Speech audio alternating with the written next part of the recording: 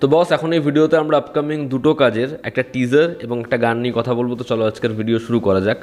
প্রথমে আমি কথা বলবো মিরাইয়ের টিজার নিয়ে। বস, টিজারটা কি বানিয়েছে! আমার গতকাল থেকে অনেকেই টিজারটার কথা বললো, আমি টিজারটা জাস্ট দেখলাম, 4 থেকে 5 বার দেখলাম। কি টিজার! এরকম ভিজুয়ালস, তেজা সজ্জা যার হনুমানের ভিজুয়ালস জাস্ট ব্যাপক ছিল। প্রশান্ত ভার্মা যে বাজেট ওই ছবিটা বানিয়েছে, আমি অবাক হয়ে গেছিলাম। এবং এই ছবিটার বাজেট দেখো, ছবিটা 40 থেকে 50 কোটি টাকা ওরা বানিয়েছে। আমি ভাবতেই পারছি না কীভাবে এটা অ্যাচিভ করেছে। জাস্ট অ্যামেজিং, মানে ব্যাপক। হ্যাঁ, কিছু শট রয়েছে যেগুলো এআই জেনারেটেড, বাট পুরো টিজারটা তো নয়। তারা ওই লেভেলের ভিএফএক্স অ্যাচিভ করে ফেলেছে।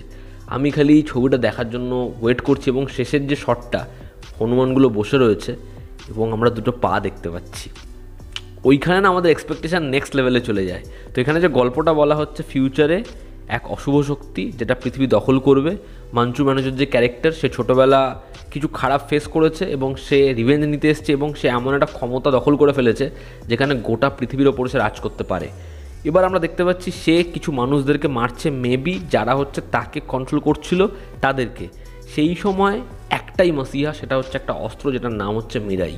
এবার এর সাথে জাপানের একটা কানেকশন রয়েছে এবং সম্রাট অশোকেরও। এবার সেই অস্ত্র সেটাকে ধারণ করতে পারছে তেজা সজ্জার যে ক্যারেক্টার, সে 9খানা বুক এবং অনেকগুলো প্রশ্ন।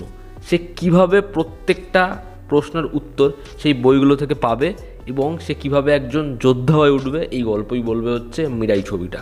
আমার এই টিজারটা ব্যাপক লেগেছে। যা ভিজুয়ালস, প্রত্যেকটা শট ওই ব্রিজ থেকে হেঁটে যাচ্ছে, ওরকম একটা ক্লাউডি নেচার, যেরকমভাবে ওই যুদ্ধের সিকোয়েন্সটা দেখানো হচ্ছে এবং মাঞ্চু ম্যানেজার যে অ্যাকশন সিকোয়েন্স, যে বিল্ড আপটা, এবং তেজা সজ্জাকে এখানে কম পোর্শন দেওয়া হয়েছে, বাট এই ক্যারেক্টারটাও উঠবে।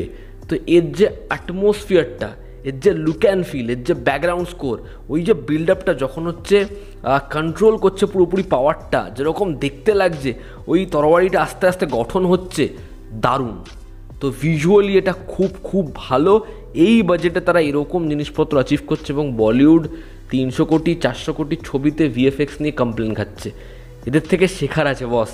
তো আমি এই কাজটার জন্য এক্সাইটেড, চাই কাজটা ভালো হোক। যারা মিরাইয়ের টিজার দেখোনি, তোমরা ডেফিনেটলি যাও, টিজার দেখো, আমি ডেসক্রিপশানে লিঙ্ক দেবো। এবং হিন্দি ডাবিং যথেষ্ট ভালো হয়েছে।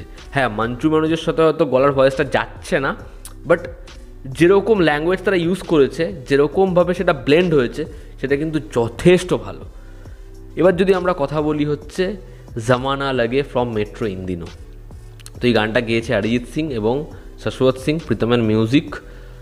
এই গানটা না আমি 3 ঘন্টা আগে গানটা এসছে, প্রায় 7 থেকে 8 বার শুনে ফেলেছি। লাইফ ইন আ মেট্রো আমার খুব পছন্দের ছবি। সেই ছবির যে এক্সিকিউশন, সেই ছবির যে গান, মূলত কেকের গান, সেই ছবির যে গানের ট্রিটমেন্ট, সেটা মানে ভুলবার নয়। বাট আমি সেটাকে পাশে রেখে বলছি, এই গানটা কিন্তু খুব ভালো একটা গান হয়েছে। মানে গানটার লিরিক্স এতটা ভালো যে দারুণ। জাস্ট ওই যে শেষের জায়গাটা যখন বলছে যে তুমি আমার সাথে এরকম বেওয়াফাই করো যে আমার আর কাউকে বেওয়াফা না মনে হয়, তোমাকে ভুলতে আমার অনেক বছর লেগে যাক। এই যে জায়গাটা লিরিক্স ওয়াইজ, সেটা জাস্ট অ্যামেজিং, দারুণ, জাস্ট দারুণ। মানে সেটা ভীষণ ভীষণ রিলেটেবল। যারা একবার হলেও প্রেম করেছে তাদের সেই জায়গাটা দারুণ লাগবে।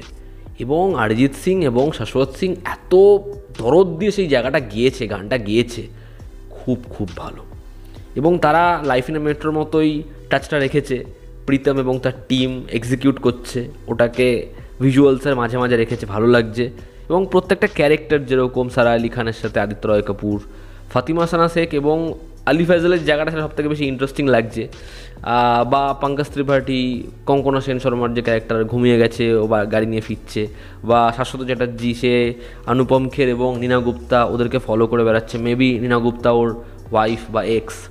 তো এই প্রত্যেকটা মোমেন্ট যেরকমভাবে বুনতে বুনতে গেছে, ভালো লাগছে। গানটা খুব ছোট পোর্শন ড্রপ করা হয়েছে, গানটা ভালো লাগছে, সুন্দর লাগছে।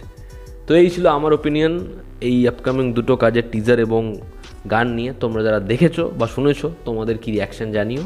জনতা আমাদের পাশে আছে। আবার দেখা হচ্ছে, টেক কেয়ার।